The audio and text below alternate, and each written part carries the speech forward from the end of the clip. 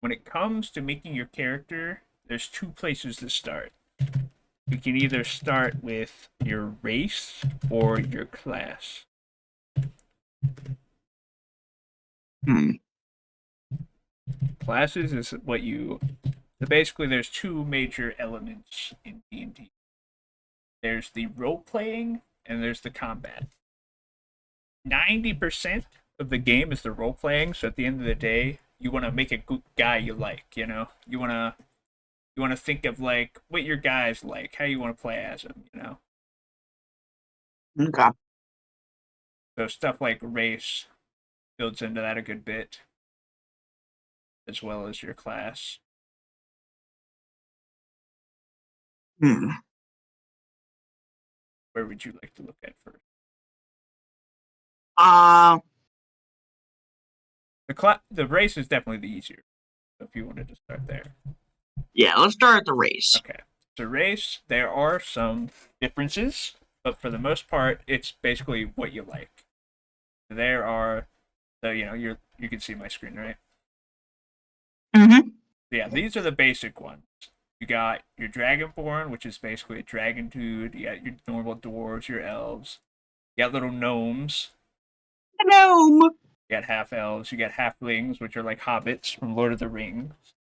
You got orcs, humans, and tieflings. And these are your The tiefling. tieflings, like a demon, basically, but they're not necessarily evil. Just a bit of a trickster. Yeah, they're from hell. And then you got Hmm. some of the more exotic ones. Basically, D and Oh, D has yeah. like D&D has like DLCs basically is how it works. So you got the normal stuff, and then you got some of the more wacky stuff. You can be like a Hmm. bird guy, stuff like this. But I'll just kind of scroll down. If you see a picture or something you like, we can click on it, read about it.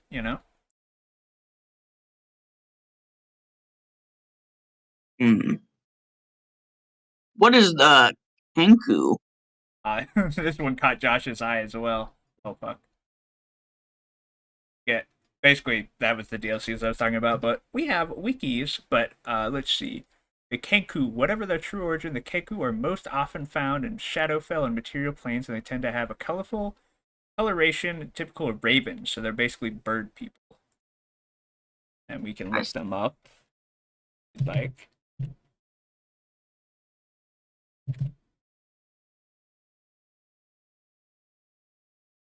their wiki, it'll let you know more.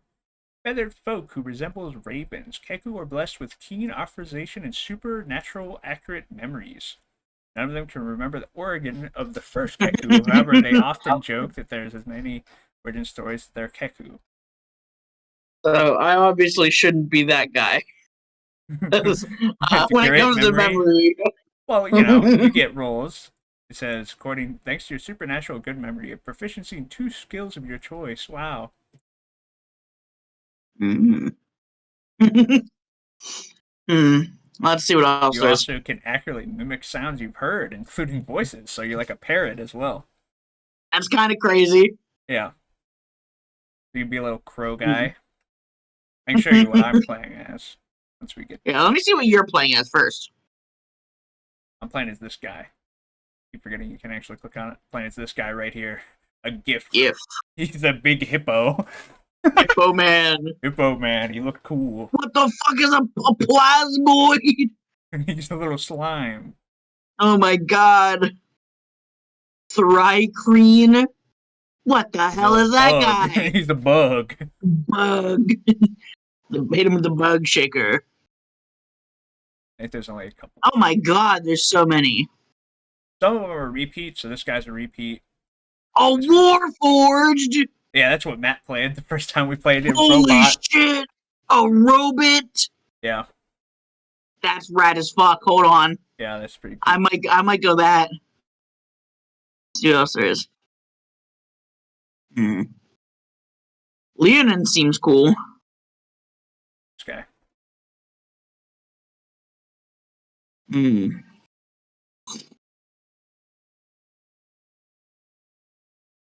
What is the robot? What does he get?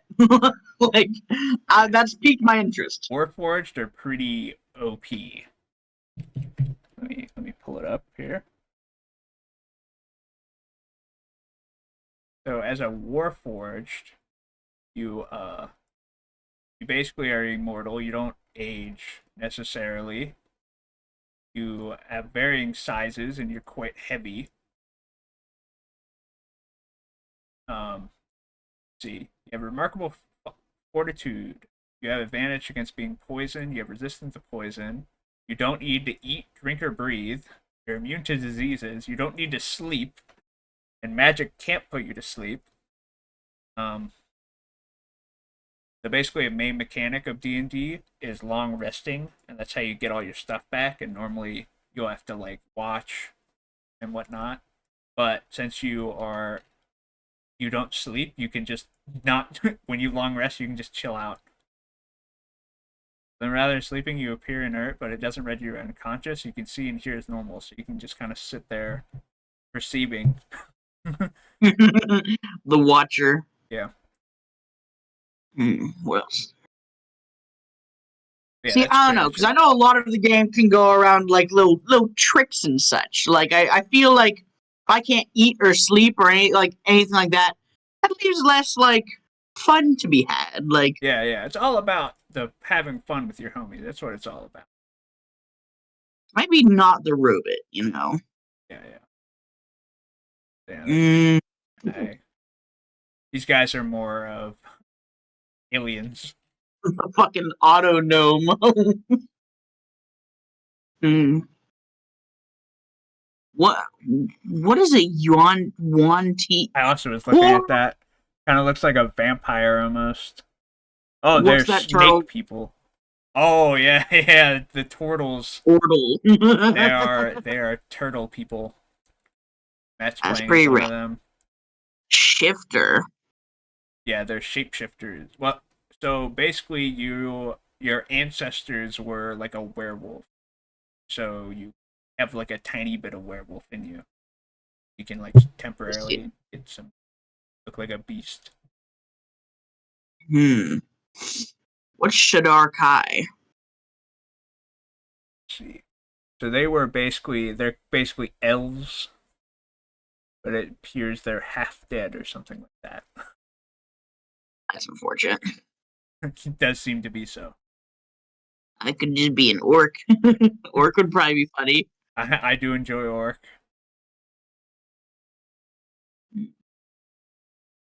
Uh, hmm, a goblin. Yeah, I'm trying to think of something that would best suit me. yeah, yeah. It's all about what you like. Not Fire Ganassi. yeah. This looks like a fire elf, basically. Yeah, it's all about like what you like. Okay, caring about like how good they are or not. That's not the way to play D&D. It's like what you like. Matt's playing as a centaur, I think. So I'm kind of torn, right? I'm kind of feeling like the big strong build, right? Like a You know, strength I character. yeah, I'm feeling like just a wee bit of smashing. Like, so I'm torn between an orc, a bugbear.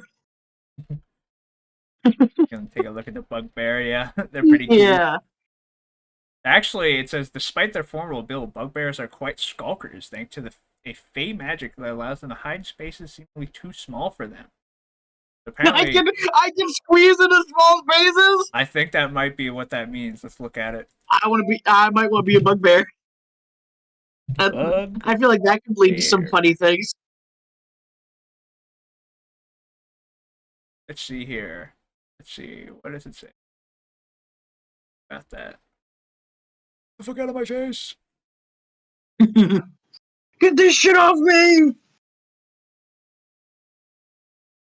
You are proficient in the stealth skill. In addition, without squeezing, you can move through it and stop in a space large enough for a small creature. And seeing how you're a medium creature, that does mean you can fit in smaller spaces than you normally would be able to in any other race. And that's without squeezing, so that means you can easily do it, basically. Okay. Yeah, I'll be a bugbear. Okay. But let's read some more. Neither bugs nor bear. Bugbears are hulking cousins of goblins and hobgoblins with roots to the Feywild. Earlier bugbears resided in hidden places and hard to reach in shadowed spaces. Long ago, and from out of the corner of your eye, they came to the material plane. Wow. I do be liking the sound of this guy, So, big. so with this guy, you get to pick two ability scores, which we'll get into that. You're humanoid. You're also considered goblinoid. Interesting. Your walking speed will be 30. You can see in the dark. So that's also pretty good. Let's go. You are resistant to being charmed, which is good. God dang, this guy's crazy. You make a melee attack, your reach is 5 feet greater than normal. And then, for a powerful build, you count as one side larger when determining your carry capacity, so you can lift more. You also have a surprise attack. You get to do 2 extra D damage. Sneak up on him. That's, you're pretty good. You're pretty strong. Let's go.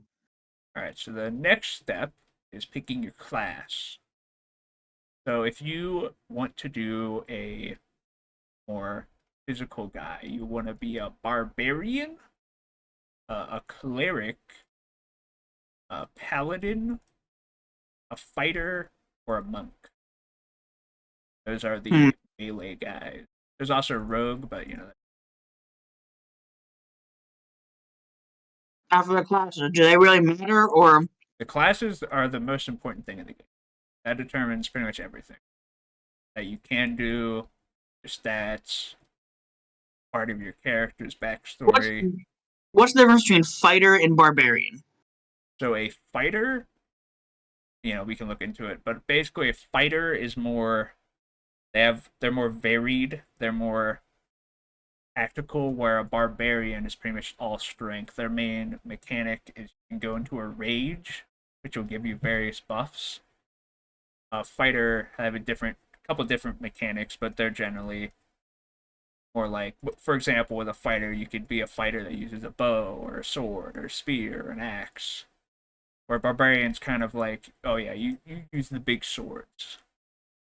Of course, you can do that with fighter as well. Fighter is the all rounder, while barbarian is much more set in stone, so to speak. Um, I'm liking the sound of barbarian. Barbarian is a cool one, and then of I'll go course, barbarian. all right, we can look at barbarian, and then so Jacob is having a start at level 3.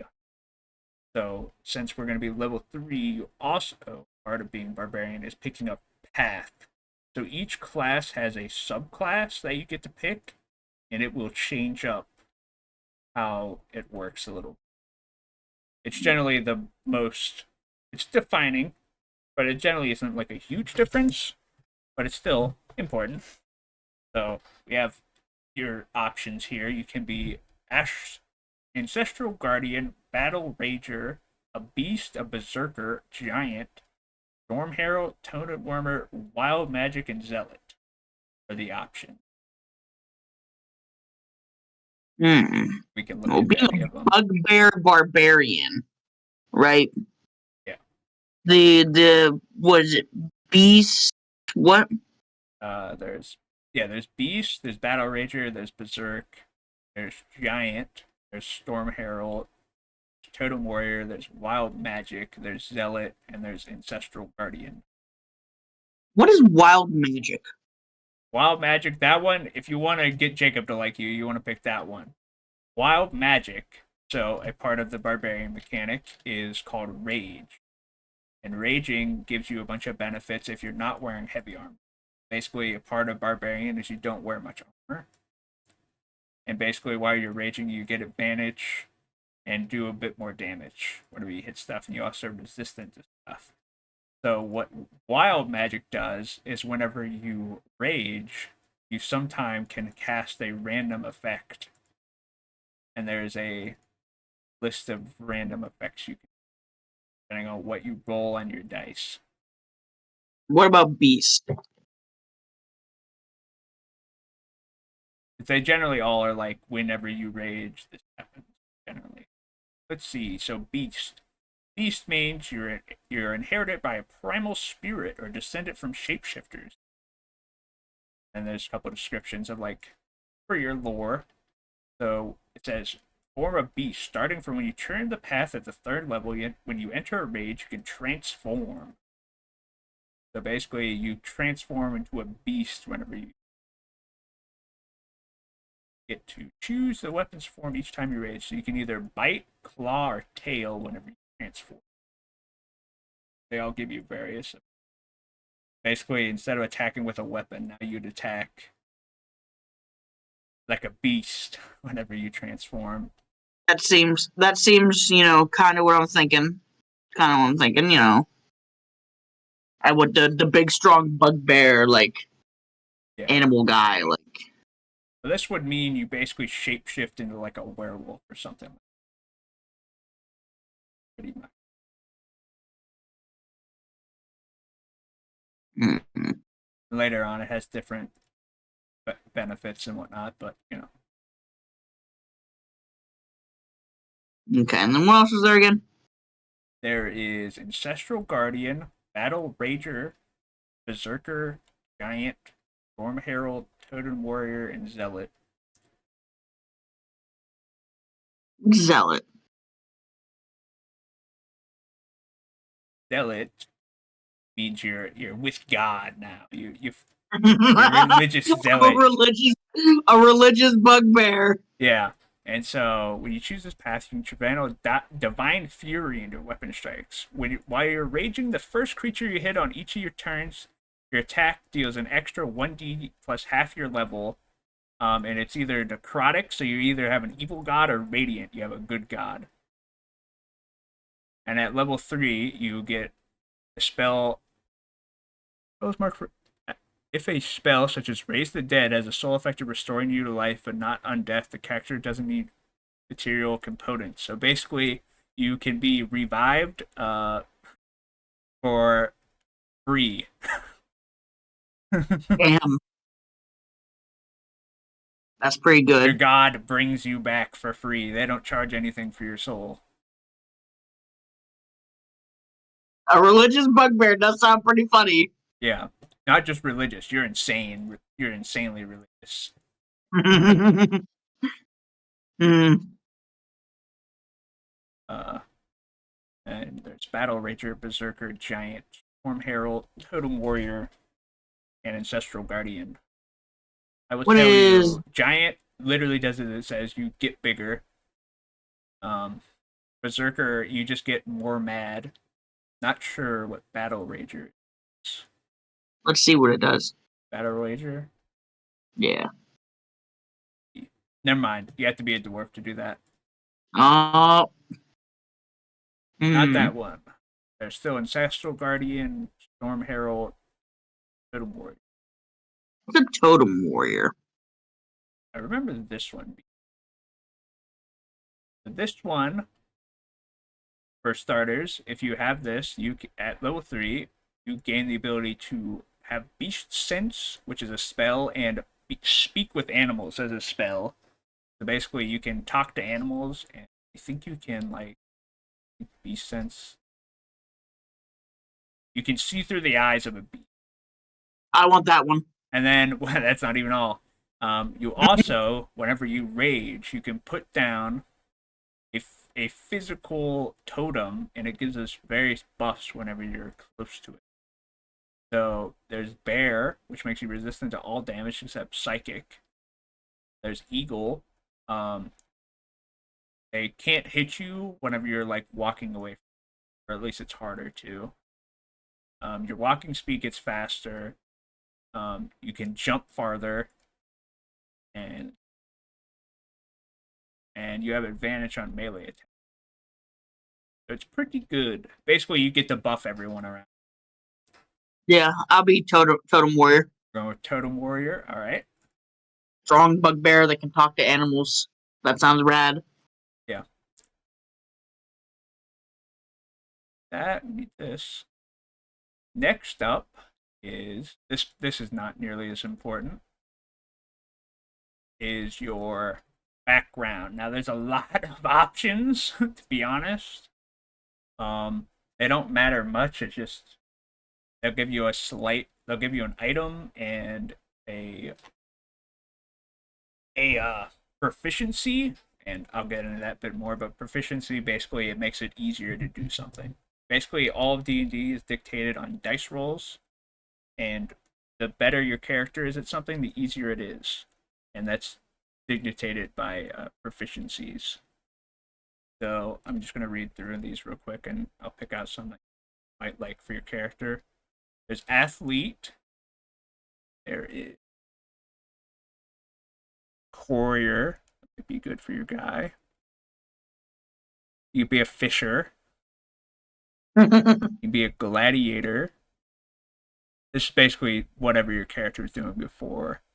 Be a knight of, well, veteran. I don't think will work.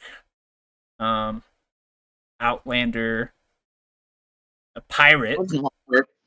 Hmm? What's Outlander? The Outlander says you grew up in the wilds, far from civilization and the comforts of town and technology. Within the migration of herds. Basically, you are a bit of a savage. You lived out in the woods. Yep, yep. I want Outlander. Yeah. And you get athletics and survival as proficiencies. You also get proficiency in one type of musical instrument that you get to pick, and you get to learn a language Wow. that you get to pick. As well, you'll get a staff, a hunting trap, and a pouch containing 10 gold, which gold will probably not matter because Jacob probably just. So we liken this like an Yeah, outlander. yeah. So the next most important thing will be deciding your stats. Now, to decide your stats, which are these: strength, dexterity, constitution, intelligence, wisdom, and charisma. Those are your stats. And to determine those, we roll. Also, is this stuff that I should be noting down, or do you No, got no, this? no, you don't have to. I mean, I'm just showing you. You're watching. Yes. Yeah, no, you don't. To determine your stats, you roll a d6, which I brought up. You roll a d6 4 times, and then you take away the lowest number, so you add up the 3 highest numbers. So for the first one there, you got a 5. I'll be writing this down. Yeah. And so basically, when we go to look at your barbarian class, not even up anymore.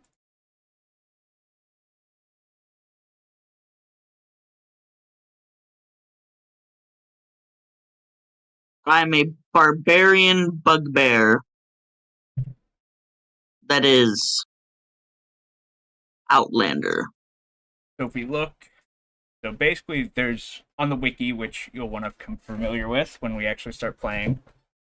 Just Google like D&D 5e. That's the version we play. It's the newest one. Then just look up barbarian. We won't be playing for a while, so it's not a big deal. Just to remind you. So that this right here, where it says class features, this is important. This tells you all the information that you get and what you get when you pick this class. So it'll generally tell us what stat you are supposed to pick mainly, which is strength and constitution. So when we roll these dice, you get to pick where you want to put your stats, and the game recommends your 2 highest should be constitution and strength. So when we roll What's all these, Constitution govern? it is health. But we'll roll the dice and then we'll talk about where we should put your stuff.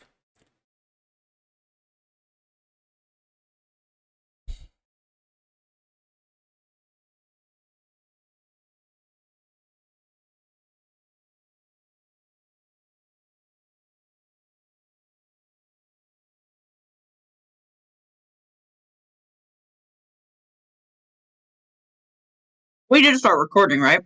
Oh, I've been recording the whole time. I see.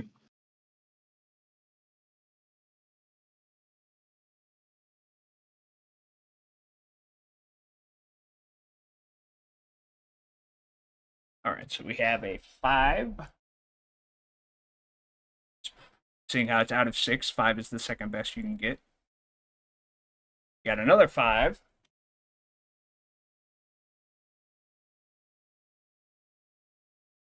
Got a 6 already. Really good. And you got another 6, so you got 2 6s and a 5. That means we'll pick where to put them after we find them all out, but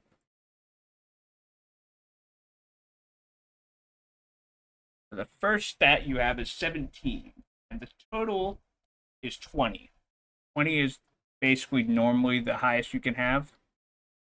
There are certain ways to get it higher, but 20 is the highest, which you know. So 17 isn't bad at all. 17 is pretty good. You got 3, a 6, a 6, and a 1, so get rid of them. You got a 15.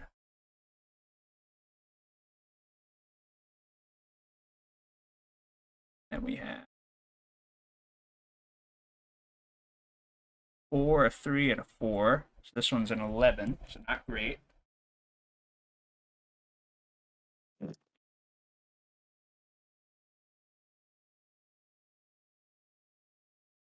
Well, that one's really bad. Uh-oh. 8. One of your stats is going to be really, really low.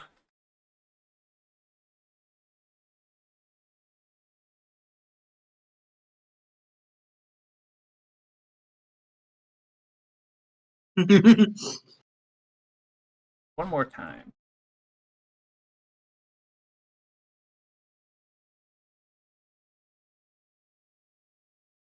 Oh my god. Okay. I mean, it's not terrible. So, here is where it all starts to matter. So, there are some things to consider before we start plugging in some numbers. So, as part of your bugbear class, you get to pick 2. You can do one of 3 things. Well, we decide this, but keep in mind, you can increase one of your scores by 2 and increase a different one by 1, or increase 3 different ones by 1. So when I put on all these numbers, you can raise one of them by 1 and the other by 2, which is what I recommend, or raise 3 of them by 1 as a part of your raise. So we have a 17, a 15, 11, an 8, and a 12, and a 9. So here's your first big decision, John.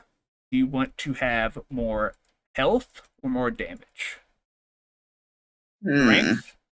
So strength will dictate how easy it is to hit. So when you try and hit something, when you're fighting, it will roll. So basically, there's a number up top. So for example, 17.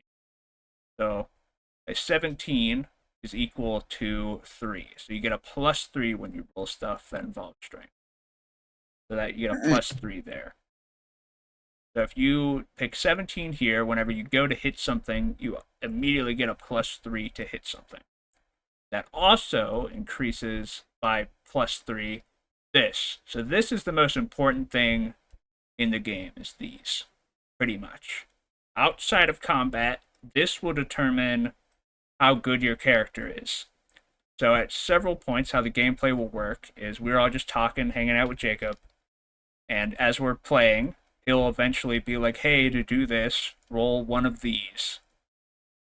And the numbers that you have here will dictate that, what is here.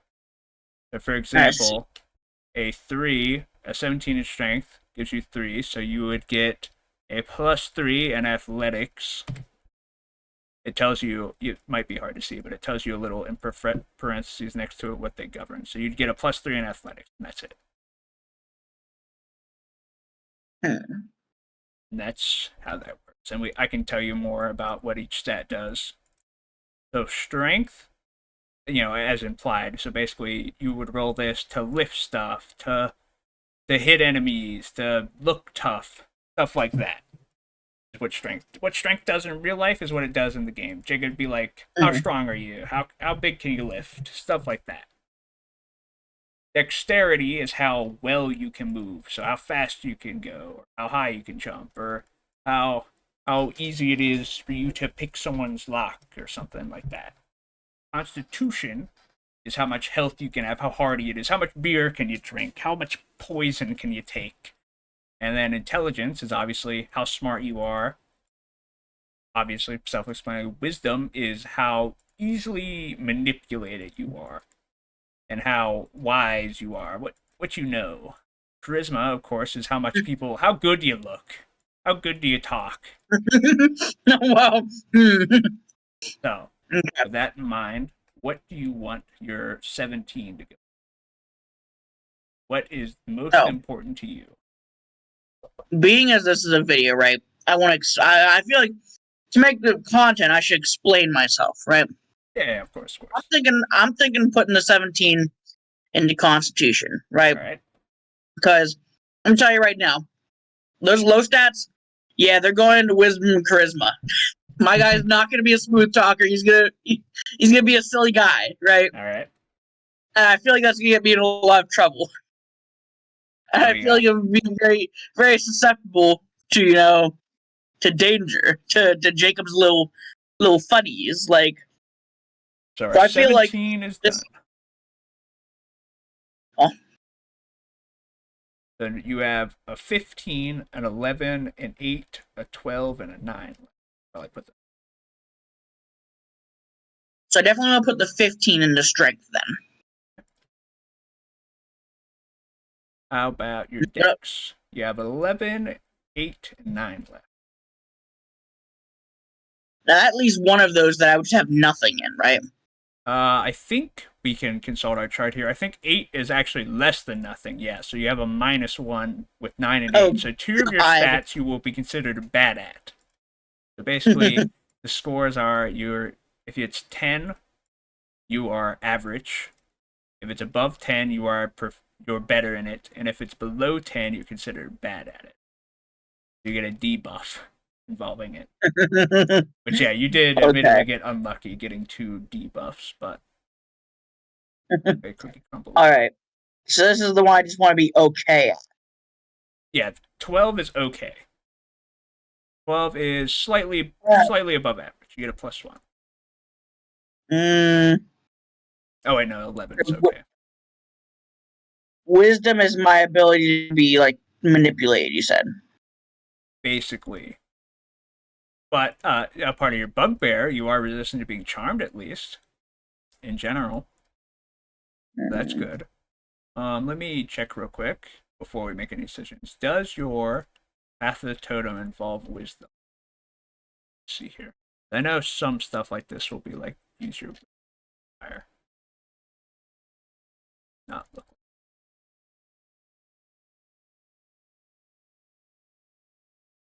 Yeah, you're good. okay. What are we putting 12 into? Now, do any of these stats govern my ability to talk to animals? You're okay, so we can look at it. Speak to animal generally works since it's a spell. It works and its particular way it works. So when you speak to animals, you can comprehend and virtually communicate with beasts for a duration. Knowledge and awareness of many beasts is limited by their intelligence. But at a minimum, beasts can give you information about nearby locations, monsters, including whatever they can perceive or have perceived within the last past day. And you may be able to persuade a beast to perform a small favor. So basically, that would involve charisma, or if Jacob wanted it to, if you would try to persuade this creature to do something for you. But other than that, it goes by intelligence. No, it doesn't go by anything. You just can I do it. thought it said. It's their intelligence that matters. They're limited by the beast Oh, intelligence. So if you're talking to a dumbass rat or something, it's too stupid to really know what you're talking about. You know, Okay. Hmm.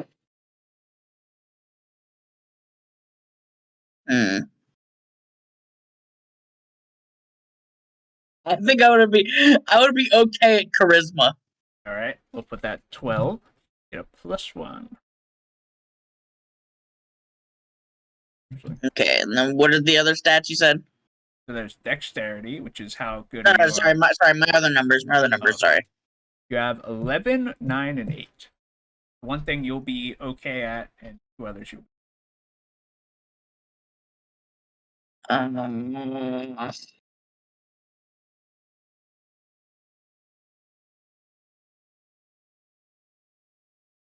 hmm. What do you recommend in this situation?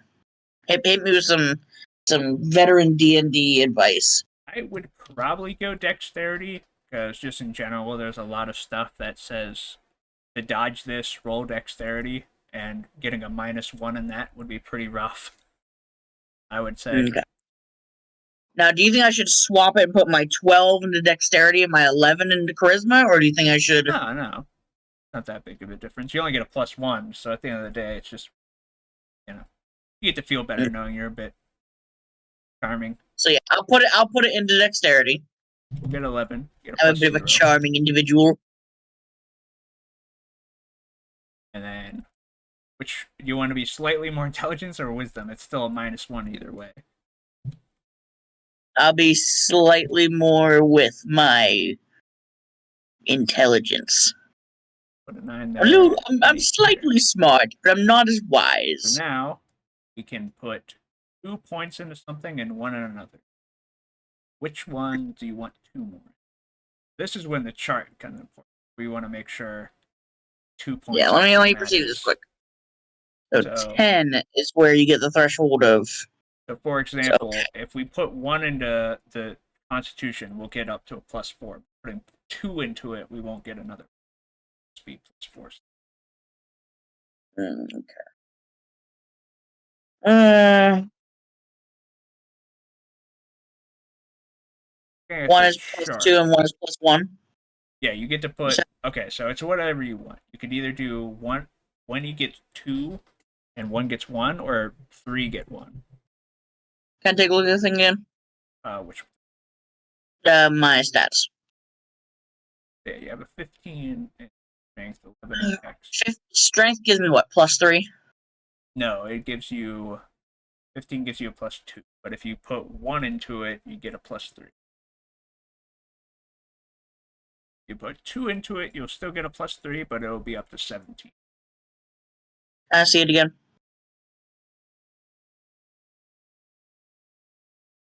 I'm kind of feeling like +1 to 3 different things. That might be a good call. I'm feeling like +1 to strength. Because yeah, that would make it a +3, 16. Mm-hmm. You put a +1 in a con, you'd get a +4. And if you put a +1 into the 9, you can make it a +0. That's what I was gonna do. Yep. At least makes either some of them bump them up with an additional plus, or at least make the one to where it's not a negative.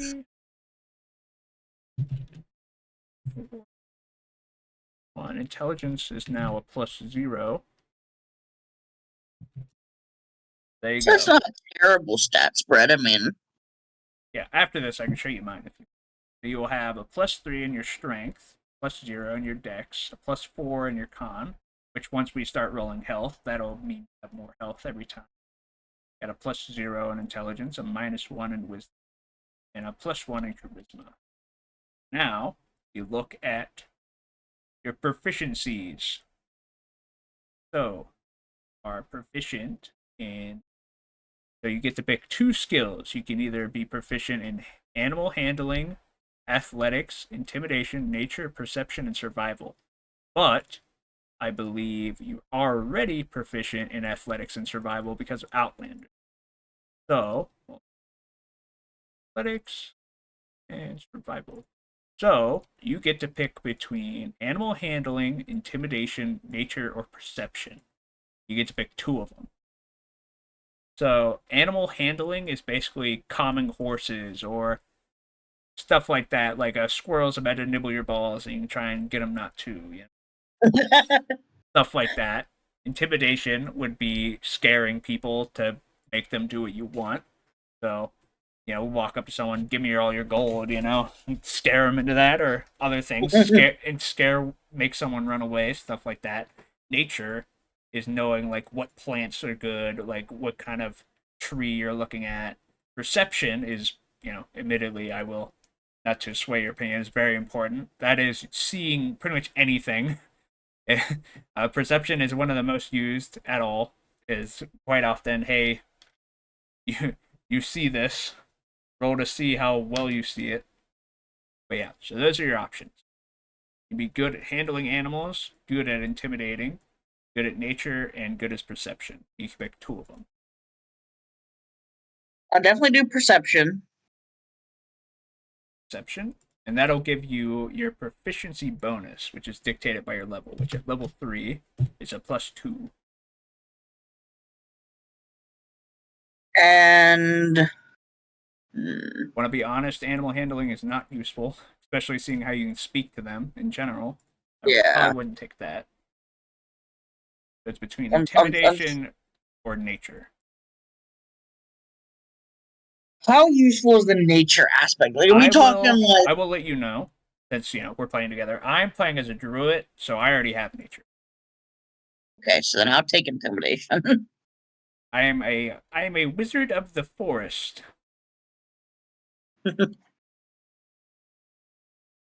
So, how these stat works is pretty much you just plug in what's here, and if you have proficiency, you add this bonus. And I'll send this to you. So with Dex, you get a +0. So if Jacob, for example, goes, roll acrobatics, though, jump up this tree, climb this tree, you'll roll a dice and you won't add anything. For animal handling, you get a -1.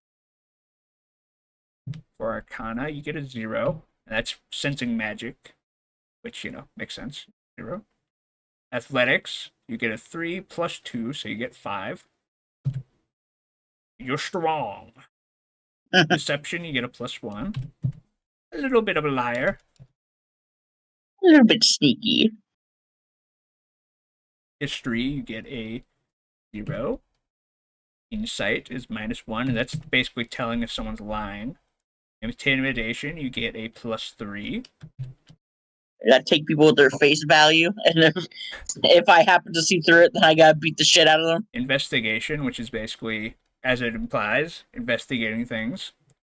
Medicine, which medicine isn't super useful, seeing how there's healing magic in this world, but, sometimes it can matter. Nature is a 0. Perception is a... I click persuasion. Perception, you get a +2, but you already have a -1, so that's a +1.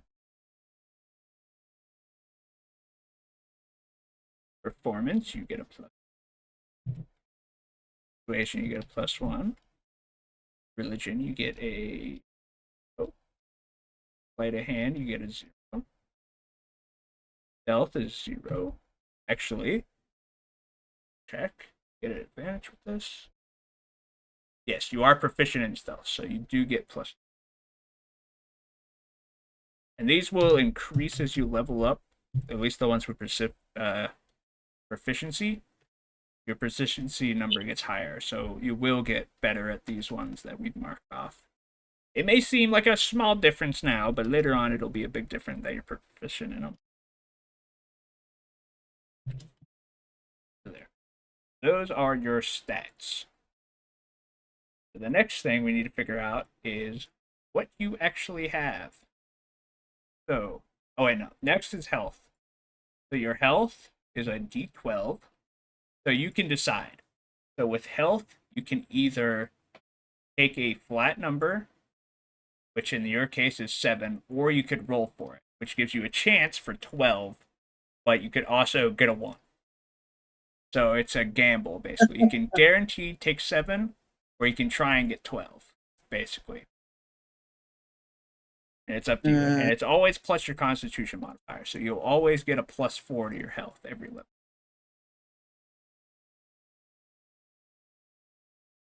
So that goes up every level. Every level, and we're level 3, so we do it 3. You're currently at level 1. You have 16 health. I mean, we can roll one level. We can roll the other, not roll the other. Like however you want to do it. We are pretending you have leveled up twice. Let's try my luck on one level and roll. We will roll a d1. So we got +5 to health. Do you want to take the 7 or do you want to roll? You already got a 1. I mean, you might as well try for 12 now. You got to make up.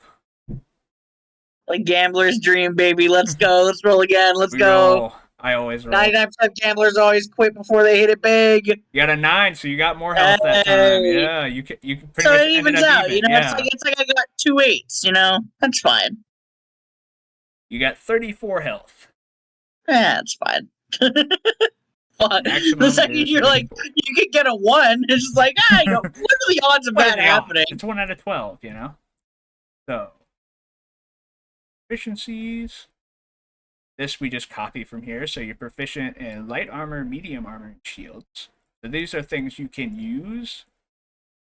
The proficiency is both things you are good at using and also things that you add this to. It says proficiency. So they'll be right here. So if it is here, you get to add this number whenever Jacob brings it up. And this is generally combat. But also, generally, to use something, you need proficiency. So if you don't have proficiency in it, you'll use it worse. Yeah, because I'm proficient in those armors, that's probably you good. Can use them. So you cannot use heavy armor. But generally, I think most of your abilities. Martial weapons, is that like fists and such? No, it's the opposite. Martial weapons are your fancy weapon. Simple weapons would be like your fist. Well, they actually have their own classification. So now we get to pick your equipment. So, I'll bring up the chart. So you get to pick, so first you get to pick a great axe or any martial weapon. So we can bring that stuff up. So a martial weapon.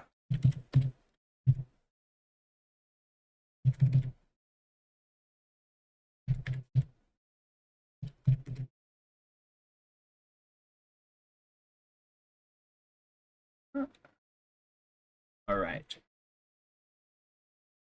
Martial weapon. So this is basically your starting equipment. You get to pick between a various weapons, or you can take the great axe. So a great axe does 1d12 of slashing damage, and you have to use it in your 2 hand. You have to 2-hand. Or you could pick a battle axe, which is basically a smaller axe. It does 1d8 damage, but you can use it in either 1 hand or 2 hands. You use it in 2 hands, it's 1d10, so it does 2 less damage. You have a flail, which is 1d8 bludgeoning. Use a glaive, which is 1d8 d10 slashing. It needs 2 hands, but it's also has reach, which means it reaches farther than your normal reach. And my guy already has a like what? +5. +5. Yes, yeah. I think this is another +5, so you get a +10. And there's a great sword, which is 2d6 slashing, so it's basically a d12, but better odds. That one you need 2 hands. There's a halberd, which is always a d10, and is same as the glaive, pretty much. There's a lance, which is a d12 piercing. It has some kind of special property. I'd have to look. But I think that just means like if you're riding on a horse, it's probably better. You have a long sword, which is d8 slashing, or if you use it in 2 hands, it's a d10. There's a maul, which is 2d6. You need 2 hands to use it. The morning star, which is a d8. There's a pike, 2-handed, d10. Rapier, which this one's finesse, which means you need dex, so you wouldn't want any of these, so we won't. There's a trident, which you can throw. It is a d6 and a d8 if you 2-hand it. There's the war pick, basically a pickaxe, to the d8. There's the war hammer, which is a d8. Interesting. And yeah, those are your options. You can either take the Great Axe or any of those. Great Axe does pretty much the most damage, other than the Lance. Now, again, as a D&D veteran, right? Because all there's these different like bludgeoning, piercing, It does slashing. matter. Certain things will be resistant to certain things. For example, if you're fighting a rock, bludgeoning would be better than piercing or slashing. Stuff like that. But I mean, generally, the starting weapon is just what you think looks the coolest for your character, basically. What you'd want to pick. What's your bugbear using, huh? What kind of weapons? He's got a big sword, a big axe, a glaive. He's got a mace, flail, normal sword. Mm-hmm. What's he feeling, huh? Big spears. Hmm. No, I'm kind of torn. I'm kind of feeling, between one of three things. Feeling the great axe. I'm feeling a halberd or a trident. Yeah. So just so you know, the trident does the least amount of damage, but you can throw it. But if you throw it, you do have to pick it back up. You only get one. So trident could be Hmm. cool, but you do get more weapons. This isn't the only weapon you get. You'll get either two hand axes or a simple weapon. So you do get. So if you did go with the trident, it would.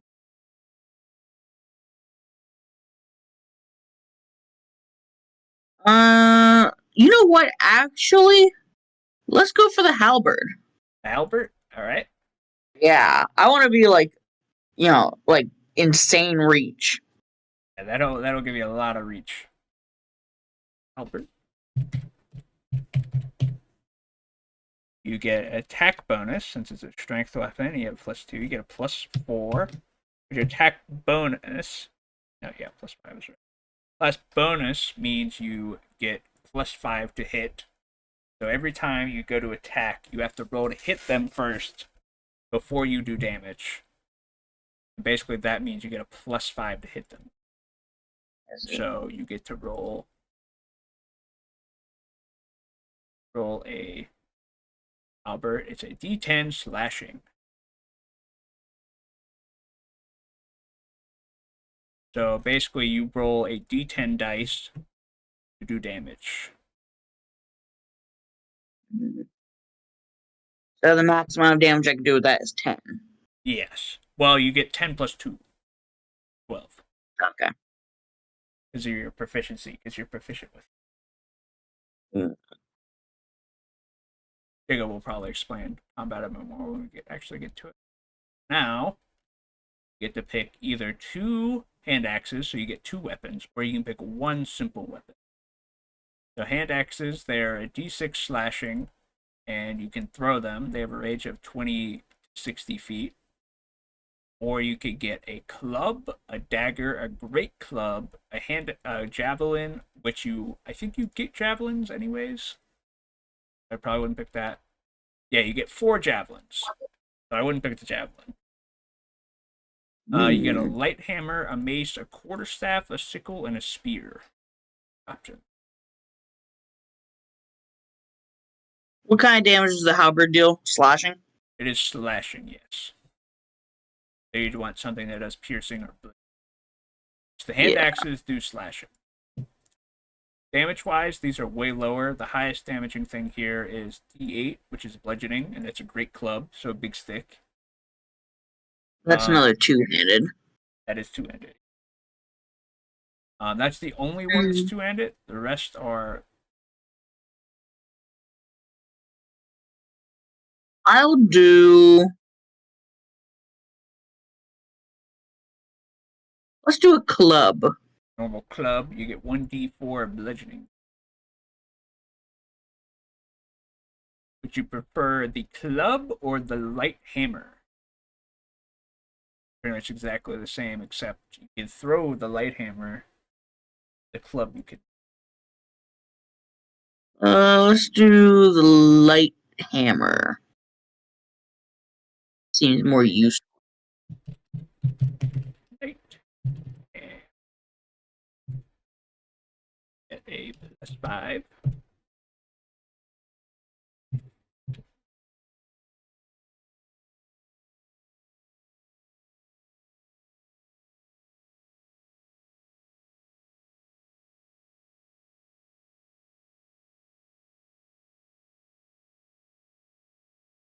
And so here you can add comments.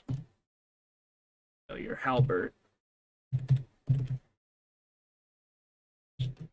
5 and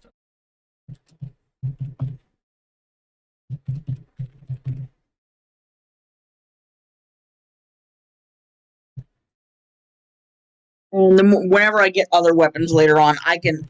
So it's basically this sheet is to keep track of my character throughout the game. yeah, Correct? yeah. You delete this, add stuff.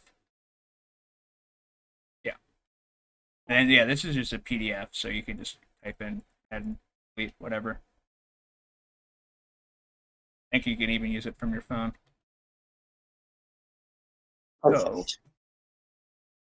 do we have armor? Do not have armor. So, what is your armor class? Armor class is to, so basically every time someone swings at you, they have to roll a number. And this works for everything in the game. And that is your armor class. So, if your armor class, so if they get your number, they hit you or above. So, the higher your number, the better it is. So, let's see. Your armor is 10 plus your dexterity plus your constitution. And you can also have a shield if you want. But you didn't get an option in your shield, so. Hmm. So I can get what then? No, you don't get anything. Oh damn! I'm So does just that saying mean you people could just use it. always hit me? So you have a 10, 10 plus dex plus constitution. So it would be 10 plus 0 plus 4. So 14. So your armor class is 14.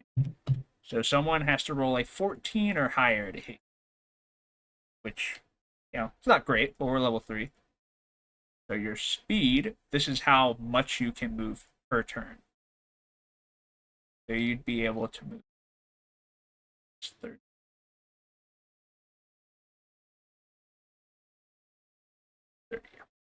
You can move 30 feet per turn. What else is it? We're pretty much done. Everything else is just stuff you can fill in. Basically, your background stuff. Stuff about your character. You spend some time thinking about what this guy's like. His personality, his likes, his hates. That you all just decide. That's all flavor. That doesn't. What else? So this is where we start actually writing stuff down. So rages, which just so you know, I'll put this here because you can't do spells. So there's multiple pages of stuff. So this is, I'll describe this now. So this is your main first page. This tells you your stats, your basic items, and your rates. And then there is this page, which is for your character's like background.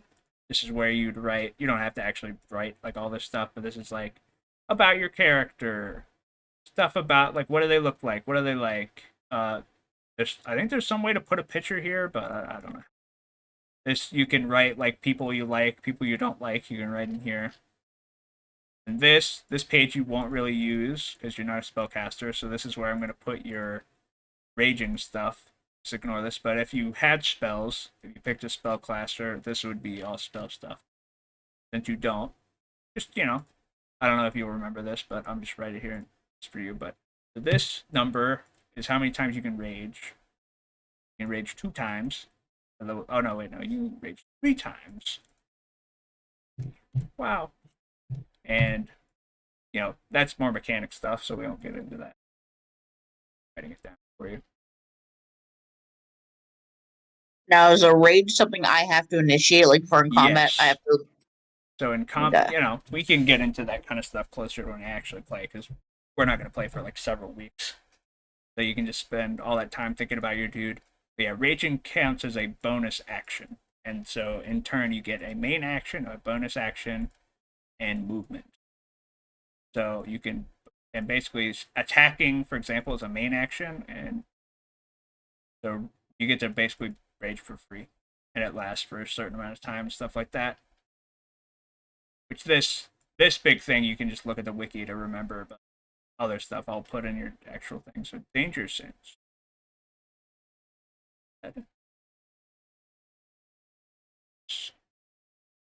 What is danger sense?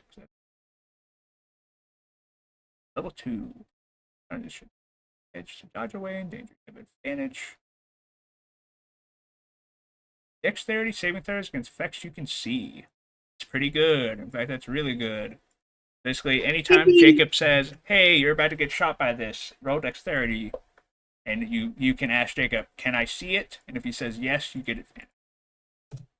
Jacob's the boss. Okay, so whenever you start deciding your like character, like background and stuff like that, you should probably talk to Jacob about it, stuff like I that, see. because he's the boss. All right, he's the one you talk to.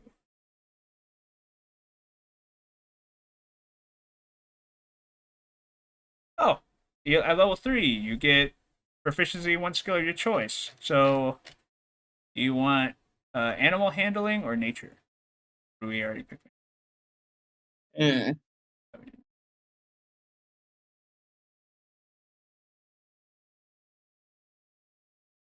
And nature is where I just, know about plants and such. What about animals, plants, anything involving nature? Yeah,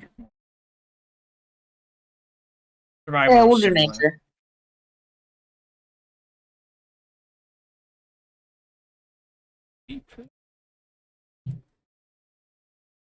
Damn, so I'm proficient in everything but animal handling. Yeah, at level 10, you'll be able to get proficiency in that as well. There you go. This is Crazy.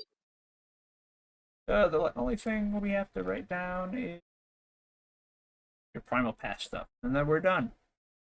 And the rest is up to you, deciding your character's background and history. So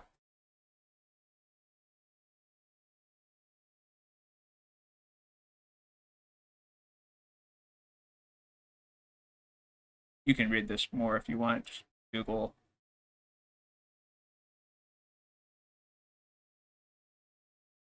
Okay, so we need to pick. So would you like to be a bear, an eagle, an elk, a tiger, or a wolf? I can tell you what each of them are.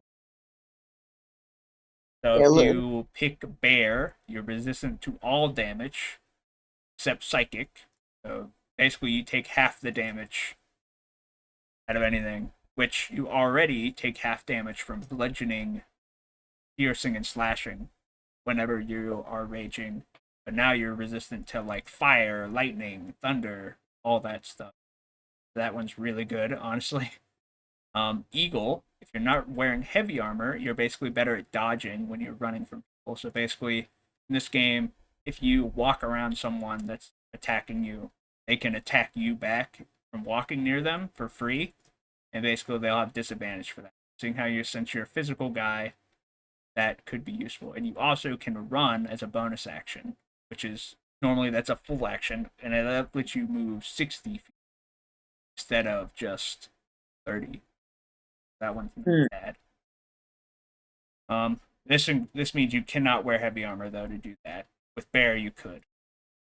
Elk, if you're not wearing heavy armor, so you're 15 faster, and so basically, elk just makes you run faster, which is useful, seeing how you don't have to get up in people's faces. So tiger, it lets you jump 10 feet farther and 3 feet higher, so that's pretty decent. Let me make sure. Do you have to? Can you only pick one of these? Yeah, okay, you have to pick. So yeah, you do have to pick one. What does wolf do?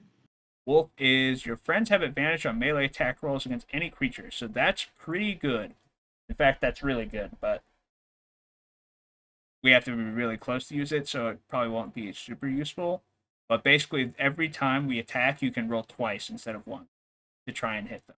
You get double the chance that, which isn't bad, but we have to be within 5 feet of you, which is really close in this game. I don't think it Mm. affects you. Yeah, it just says your friend, so you don't get that, but other people. Oh, well, Basically, that's for that one, me. yeah, that's not good for you. So honestly speaking, I would pick either bear or elk probably. But I mean, seeing how you're bugbear, I'd pick bear. You know, Yeah, we can bear. look. Well, before we pick, we can see what it does later. Later on, if you're a bear, you get your carrying capacity is doubled, so you can double how much you carry, and you have advantage on strength checks against pushing, pulling, lifting, or breaking things. Basically, you get to roll twice if you try and push something, pull something, lift something, or break it, which is pretty good. Okay. Which actually, I don't think that. I think you.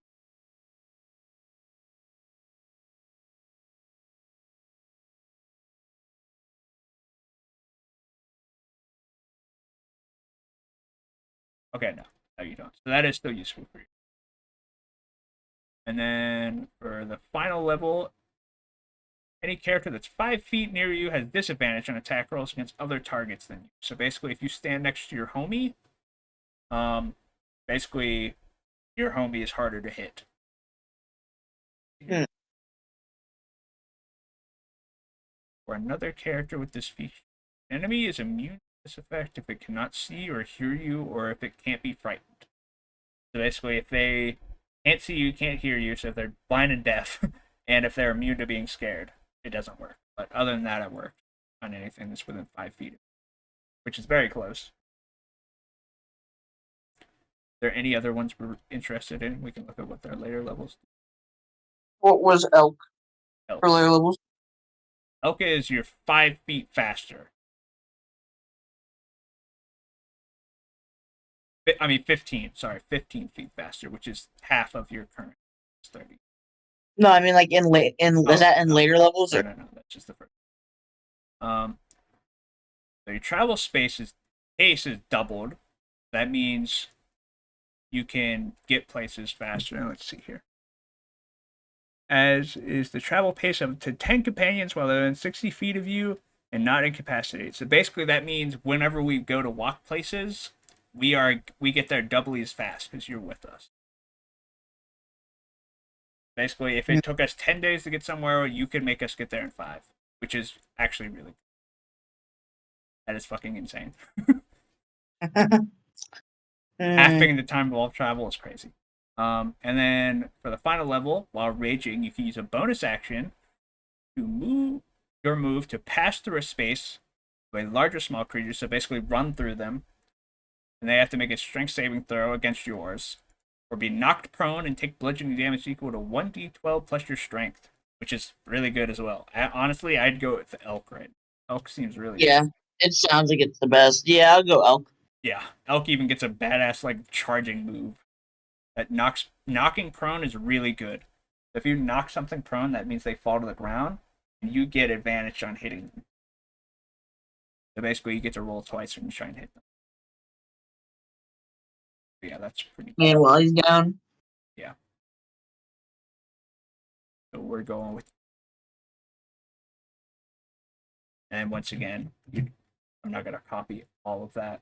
We just have to open up the wiki when we're playing. We play online, so you picked elk.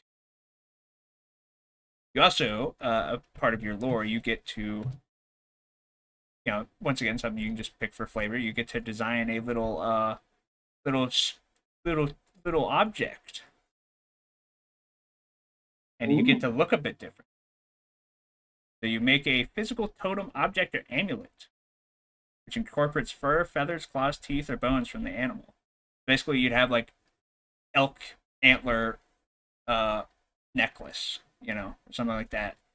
And when you transform, you can say you have like little elk antlers or something like that. That does sound cool. I'll have to get a bit artistic and draw my little thing. Yeah, you can do that. Is there anything else we need to write down? That's it. I think we are officially done. Oh wait, nope. as reckless attack, which is pretty good. Another thing that you can do is you can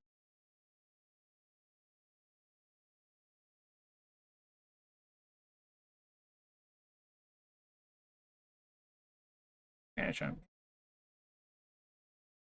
Now, does my amulet or anything have to include like pieces of that animal, or can it incorporate a design of it? Let's see here. It says that incorporates fur, feathers, claws, etc. of your animal. So yes, it does. So it has to have something of the animal. Yeah, has to incorporate a piece of that.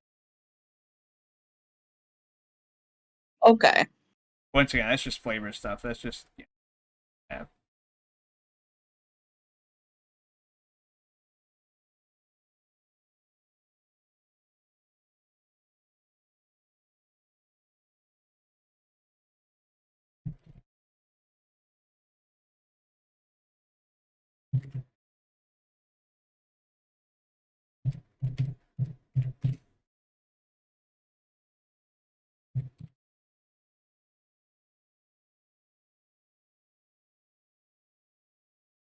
Basically, reckless attack gives you advantage, but anything hitting you gets advantage against you as well. Reckless attack, but now you write down the stuff from your class. I mean, not your class, your base. So, as you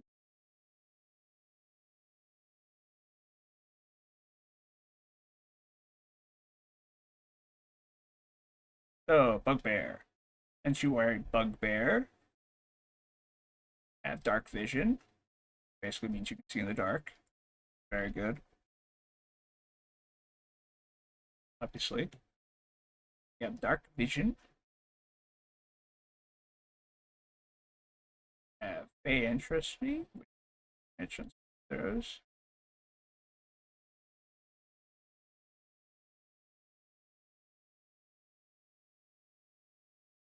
And squeeze into small spaces. I'm getting to it. Long limbed.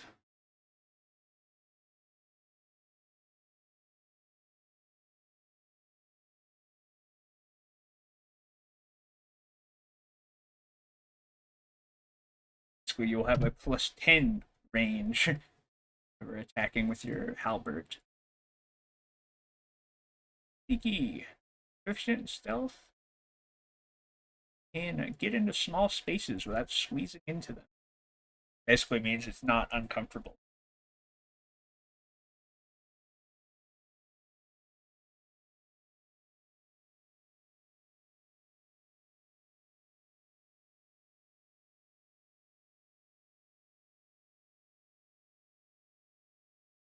You can like reorganize this however you want later.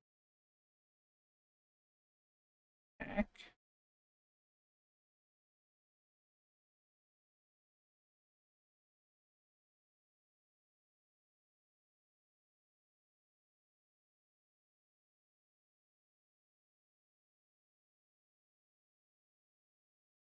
Alright.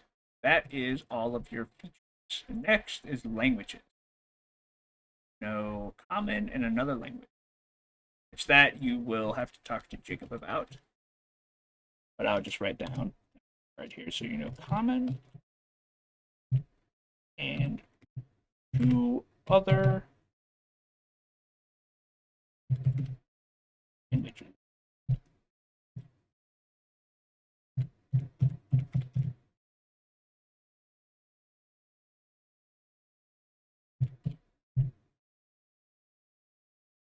What else do we need? Does this mention about... Okay, so here's another thing that's important.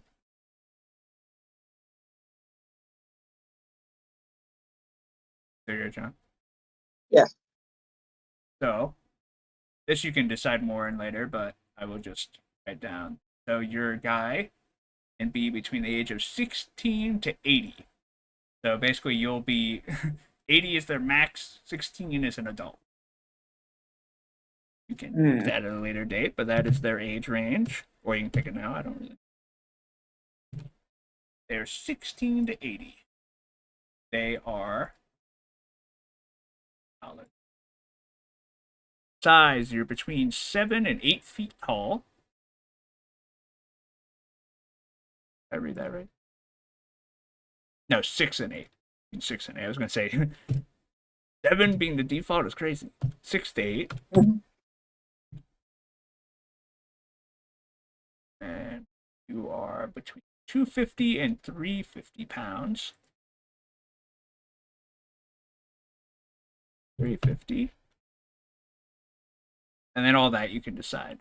Your exact height, weight, all that, whatever you like.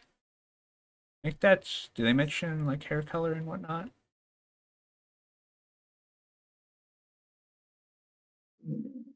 That you can just decide whatever. But yeah, that is a character. You created him. Yippee! The only thing left now is What? picking.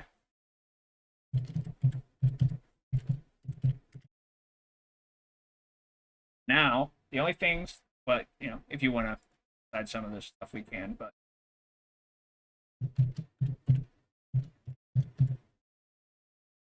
so the other main important things to decide are your alignment is important. Basically, your general, how good or evil is your guy? I think we're doing a good guy run, so probably not.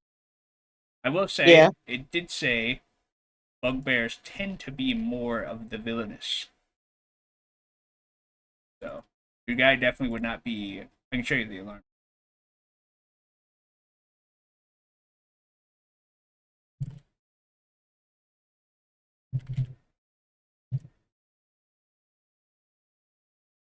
So yeah, there's a scale. The middle is true neutral, and it goes up to lawful good or chaotic evil.